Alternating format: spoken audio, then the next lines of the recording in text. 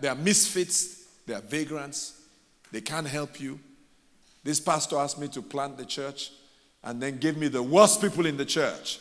The pastor might think he's teaching you a lesson, but he doesn't know he's employed by God to bring out the transformational leader in you.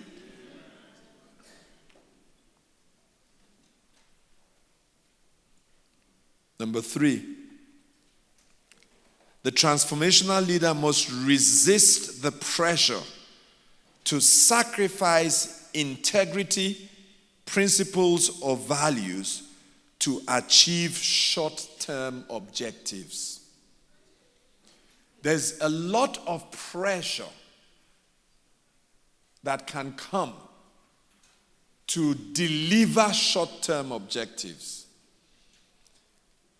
The pressure to take shortcuts. What we don't realize is that the people that we lead are watching closely to see how we handle the pressure that comes to deliver short-term objectives. So 1 Samuel, the 24th chapter, from the 3rd verse. So he came to the sheepfolds by the road where there was a cave, and Saul went in to attend to his needs. David and his men were staying in the recesses of the cave. Then the men of David said to him, "This is the day of which the Lord said to you, Behold, I will deliver your enemy into your hand, that you may do to him as it seems good to you." And David arose and secretly cut off a corner of Saul's robe. Now it happened afterward that David's heart troubled him because he had cut Saul's robe. And he said to his men, "The Lord forbid that I should do this thing to my master, the Lord's anointed, to stretch out my hand against him, seeing he is the anointed of the Lord." So David restrained his servants with these words and did not allow them to rise against Saul. And Saul got up from the cave and went on his way. That singular incident must have been a master class in how not to take a shortcut for David's men. See, when they saw Saul, they thought it's over. They in fact invoked God, that God has handed him to us. And David could have followed. In fact, it was easier for David to kill him and get rid of the problem. But David knew that will be sacrificing integrity, sacrificing a spiritual principle on the altar of a short-term objective. And he restrained himself at a cost to himself, because that meant Saul was still alive and Saul continued to torment him.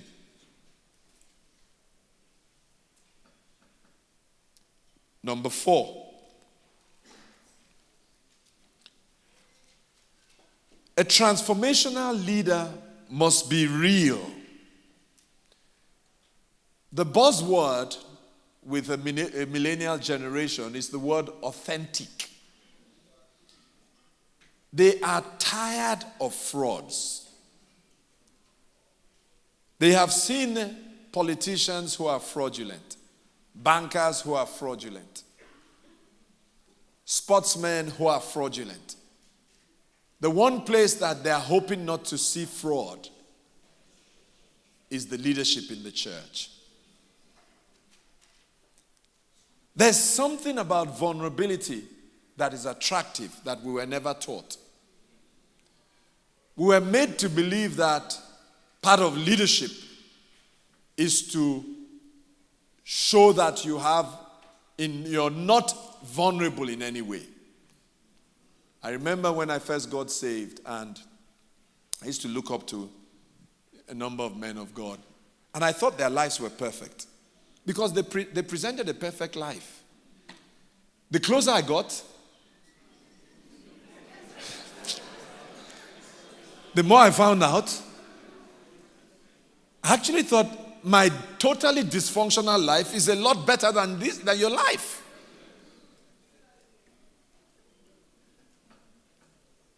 But there was just something about David and how he, despite his strength, would be vulnerable. So we look at 1 Samuel, the 30th chapter, from verse 3. So David and his men came to the city, and there it was burned, the story of Ziklag. And their wives, their sons, their daughters had been taken captive. Then David and the people who were with him lifted up their voices and wept until they had no more power to weep. David led the weeping.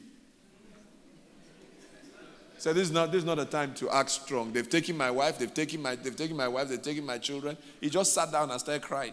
The men sat down and started crying with him. There's something about vulnerability. I find that the times I've connected most with the people who I serve with are the times when I have taken off my shield and shown them a part of my chest that was bare. I find that something just happens in the connection that knits them with you. It's almost like they feel you're exposed, so they want to be a covering around you.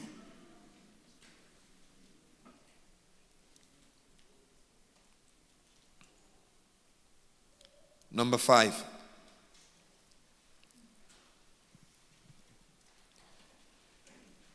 A transformational leader must understand that his leadership must be transformational, not transactional. You know, people are no fools. They know those people who are using them to achieve their objectives. They might not do anything about it yet because they cannot. But sooner or later, they are going to show that they know this is just a transaction. That's why a transformational leader must understand that his leadership style must be that of a servant leader. In Mark's Gospel, the 10th chapter, from verse 42, incidentally, this is why leadership does not work in a lot of the developing world. Because they don't have a clue about servant leadership. Jesus says, you know that those who are considered rulers over the Gentiles lord it over them, and their great ones exercise authority over them.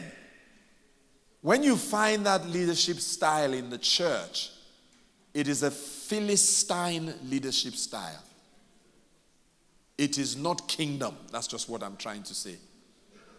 That lording it over people. Rather than inspiring people, you want to oppress people to go in a particular direction. Frankly, you don't need to be a rocket scientist. Even communism has collapsed around the whole world. We just have China, which is really not a communist country anymore. And we have the lunacy of North Korea. So if anybody wants to align themselves with that,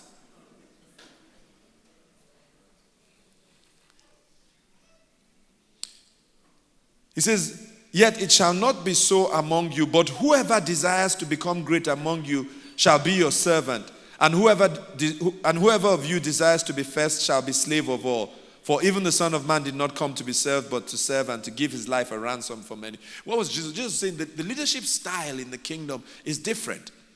To lead you, I serve you. When I serve you, you give me permission to lead you. My service allows me to influence you. The more I serve you, the more influence I have over your life.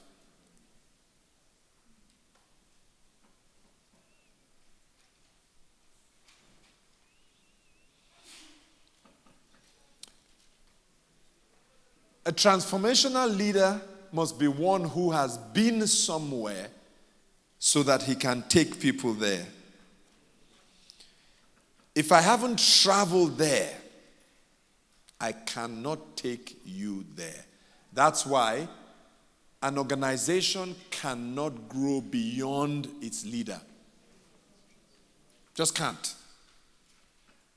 So, some churches that we've looked at within the the larger structure I serve in. And we run a sort of consultancy, especially for smaller churches, where we basically troubleshoot. I have a whole team that does this. It's kind of overseen by our administrator and Reverend Yemi. And so they come in and do a whole diagnosis for a church that is going through challenging. We find that in quite a number of churches, the problem is the pastor. That's the problem. If we remove the pastor, that church will just start growing. Because the pastor is a roadblock. It is impossible for the organization to exceed the leader. It's not possible. It's impossible for you can, it's not magic. You can't go where you haven't seen. And if you haven't gone there, you can't take people there. It's just not magic.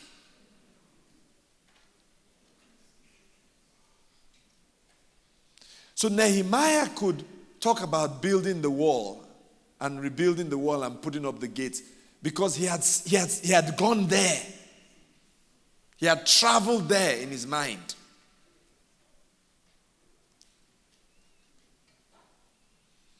So sometimes people are looking for all the wrong reasons for why a church is not growing. The reason the church is not growing is in the head of the head man or woman. You need to change what is inside the head. As a man thinketh in his heart, so is he.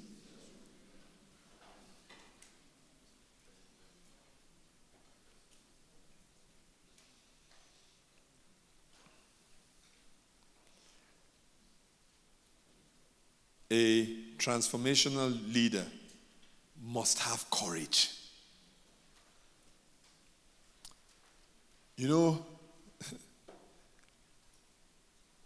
That word courage comes from a Latin word called cor, which means heart. A man must have heart. In this work we do, you have to have heart. Believe me, if you don't have heart, you can kill yourself in this work. Oh, easily. Easily. You just have to have heart. You have to also understand that this work we do does not define you.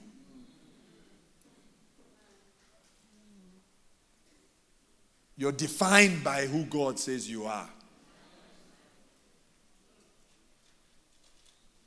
I see too many pastors that are married to their churches. Their identity is their ministry. So the ministry is not working. They lose self-esteem because their identity is their ministry. I suffer from no such illusion. None whatsoever. None. This thing we're doing? None. Because God can do whatever he likes. He can decide a move is over. There's nothing you can do. The move is over, it is over. They've decided in heaven. So you just hasten your departure to your grave. If you don't detach yourself from this thing. I love how a man of God put it. He says, go and marry your own wife. Don't marry God's wife. The church is God's wife. Yeah, go and marry your own wife. I have enough on my plate taking care of Shola. Enough. I spend a lot of time taking care of her. I take care of my wife. I really try. Within my capabilities, I try very hard. Very, very hard. I don't want my wife to. I take care of my wife. I think ahead of her. Before she thinks she needs something, I want to think ahead of her. So you can imagine with all that, then I come and marry another person's wife. No, I can't have two wives. So this church is God's bride. Jesus' bride.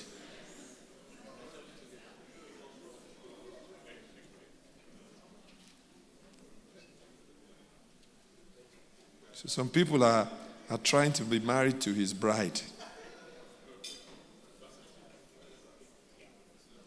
Is this making some sense?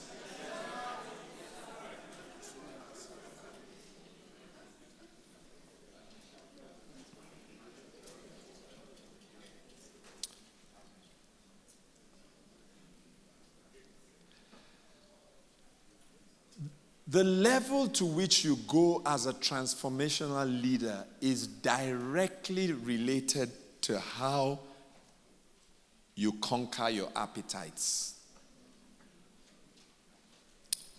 It's very instructive that before Jesus was released into ministry, Matthew the 4th chapter, he was taken to a test of his appetites.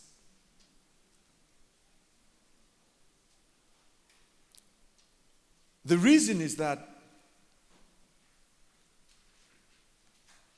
God won't let you go to a point where if your appetites fail, the collateral damage will be excessive for the church. So they manage us. So when they look at a person and they say this is the extent to which the appetite has been brought under control, they say take him thus far, but no further. Because if the appetite fails him there, the pride of life, the lust of the eyes, if it fails him there, we can manage the damage.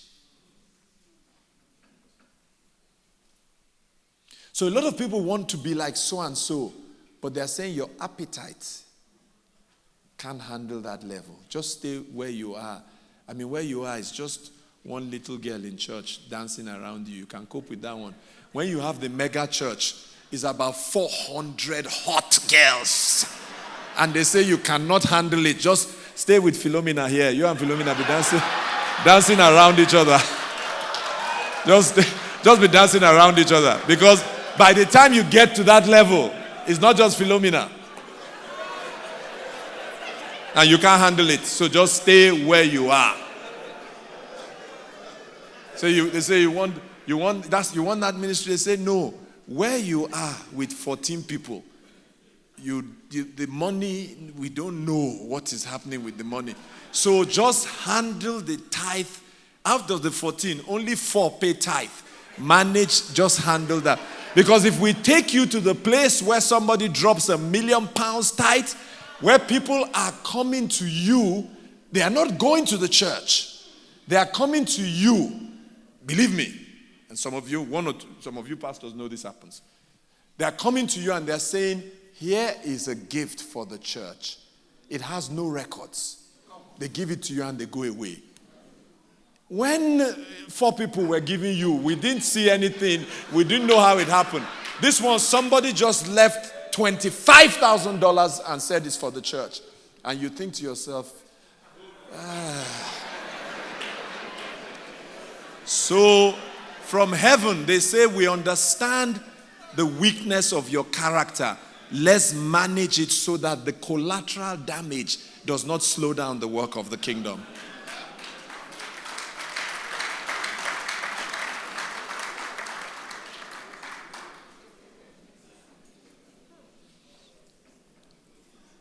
A transformational leader must have emotional intelligence.